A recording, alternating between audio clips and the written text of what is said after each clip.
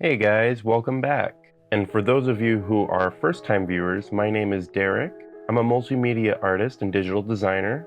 On this channel, we talk about art, artists, careers, and anything art-related that I feel like talking about. Today, I wanted to cover my favorite inspiring comic books for artists. I think finding creative inspiration is super important and a big part of every creative's process. Comic books especially are a big part of how I get my creative juices flowing. So I'm super excited to go over the ones that I really care about today. Alright, let's get into the video. I Hate Fairyland by Skottie Young. This is an Image comic, and you're going to see a lot here. I'm a huge fan of indie comics, and Image is one of the biggest publishers of them. I Hate Fairyland is the perfect comic to make you feel inspired and laugh, and I mean laugh a lot. It follows a little girl who falls into Fairyland. She ends up getting stuck there for a couple of decades and turns from this sweet, hopeful little girl into a homicidal maniac. Her adventures are gory, cartoonish, and overall action-packed. Warning, this comic is really violent, but the action is so well done. When you're not laughing at this comic, you're amazed by the creativity and artwork.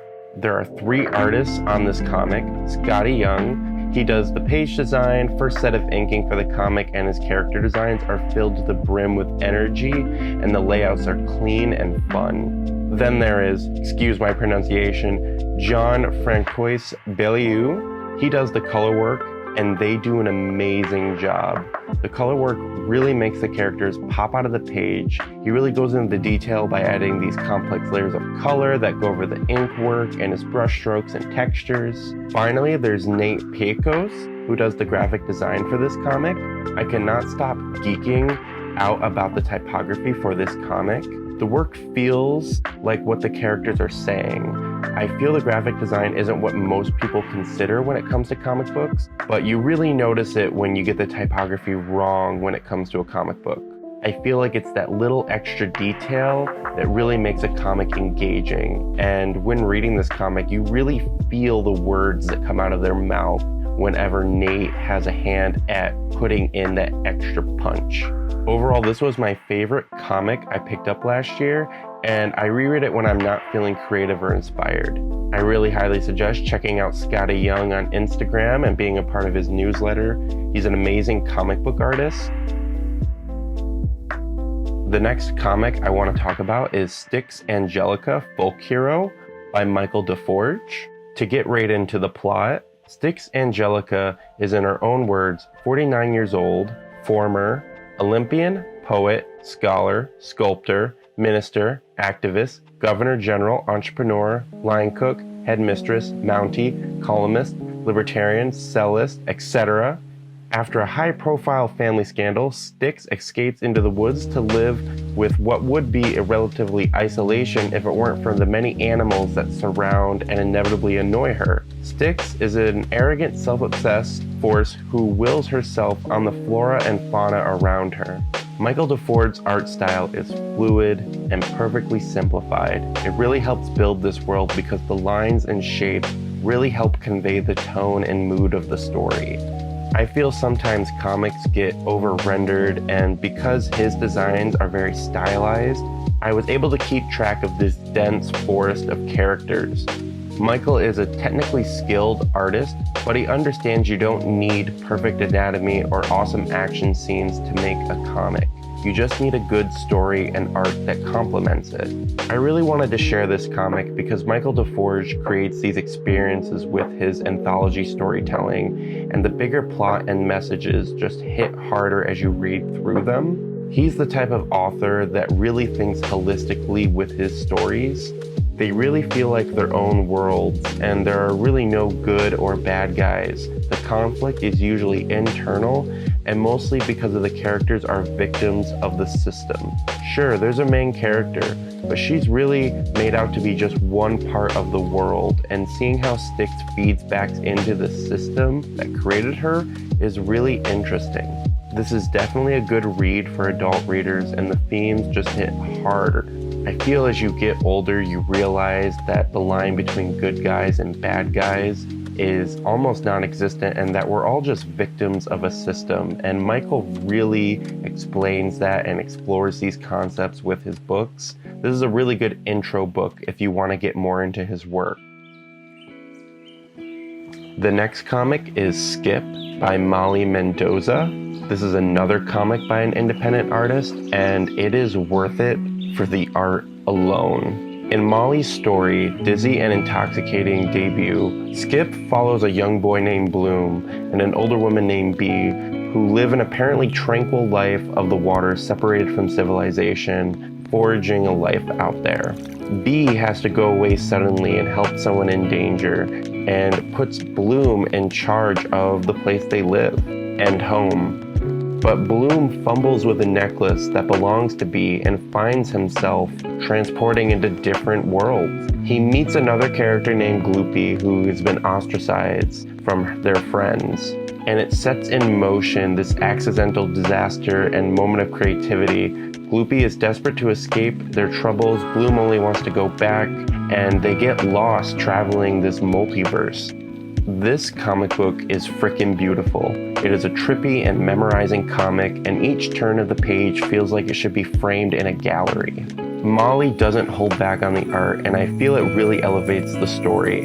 The colors and poses of the characters just tell a story without words, and I feel in some of the pages, if you took out the speech bubbles, you can still interpret what's going on. I opened this up and I just feel inspired by the colors. The story really makes you feel wholesome, and I open it up every now and then and remember the feelings it gave me. This is really not a comic that you buy once and put down. I love the story, but as I've owned this over a longer period of time, it just takes place as an art book. There's just so many interesting colors and compositions that go on in this that I just thumb through it at least probably once every 2 months. If you're feeling a creative slump or a burnout, this is probably the next best buy that you should get. It's also hardcover and the pages feel like watercolor paper. So for any of you who are really publishing snobs, this is a for sure good buy. The next comic is Ice Cream Man by W. Maxwell Prince, Martin Morozzo, and Chris O'Halloran. Sorry about any names I might have misspoken or said. So, Ice Cream Man. This is a horror anthology series and the top contender for hidden gems I found last year. It follows random characters and their stories of Ice Cream Man and how he makes them take part in these stories of sorrow, wonder, and even redemption. You don't know if he's going to be a friend, foe, god, demon, and how he's going to change each character's life every issue. This comic is amazing and hands down tells stories that can only be told as a comic. Ice Cream Man not only makes you have an existential crisis while reading it, it makes you work through the motions too. Some chapters are 3 stories told at once due to split timelines. Some chapters can be read same back to front, and some even shift genre entirely and become these eerie forms of satire. I'm not joking when I say it was a hidden gem, and the creativity that this comic exudes is really rare. The writer W. Maxwell Prince is someone that tells real human stories in this comic book. You really feel the dread because his characters could be real people, and the horrors Ice Cream Man makes them feel all very greatly. One chapter that really stood out to me follows a man descending to hell to see his lover, and gets there and finds no one. He climbs his way back up to his home only to miss his lover even more. What makes that chapter great is that it was a palindrome and could be read front to back. So you could start at one end of the chapter and the other, and it will be the same story. And you feel this endless cycle of grief because the comic represents it. You just go back and forth between these characters' emotions up and down through hell. And it's an experience that I've never felt before in a comic. It really played with the medium. The art team of Martin Morozzo and Chris O'Halloran pull off amazing feats every chapter. I can't imagine how hard it must have been to design the palindrome chapter. Not only that, they shift art styles as well. There are chapters told in a Dr. Seuss-like art style and technical manual style, like an actual manual, instruction manual. They jump leaps and bounds to meet Prince's concepts, and you can tell how much effort they put into each issue. So mad respect to these two artists. They really inspire me every issue. Check this out if you're a horror fan. You're missing out if you aren't reading this book. The next comic book is J&K by John Pham. J&K follows two teenage girls named J and K trying to navigate the modern world told in comics, posters, stickers, and even a vinyl record. John Pham really created a timeless comic. J and K is really depressingly funny. The art style is super cute and the colors are just out of this world. To me, it's like a hipster version of the regular show, and whenever I reread it, I'm hit with this melancholy of sweet but sour nostalgia. John does a really nice job of laying out his panels, and the camera work in them, I feel, isn't highlighted enough. When you read reviews about this comic, there are certain panels that flow really well into one another, and I see them almost animated at times. J&K, when it comes to the story, really tries to make sadness funny, and passes on the message that sometimes you just have to do stuff to make yourself forget the sadness. It's fine to get bummed, but as long as you keep trying to have fun and live your life, you can somewhat move on with things. I feel this comic also hits harder knowing out that it started out as a zine and grew into this beautifully published book. It really inspires me to look past the suck of being an artist and know it will all work out if I just keep doing my thing and not get bummed as much. It's a real steal, especially if you know that it's an indie published comic, and I highly suggest everybody picking it up just as an experience to know what different type of comics are out there. Overall, I really recommend this if you just need to feel like good paper, good publishing, and good design with a comic. Alright guys, thanks for watching today's video. I really hope you check out any of the comics I suggested. I think it's important to actually feel artwork, and I feel like comics are a very accessible way for other artists to learn other styles and just learn different forms of storytelling with their work, especially with indie comic artists. DC and Marvel are good, but I really feel the indie scene when it comes to comics speaks harder to other artists because they started where a lot of other artists are. Sure, those other artists and these big names did too, but these artists did it independently, and their style and vision was able to be unfiltered onto the public.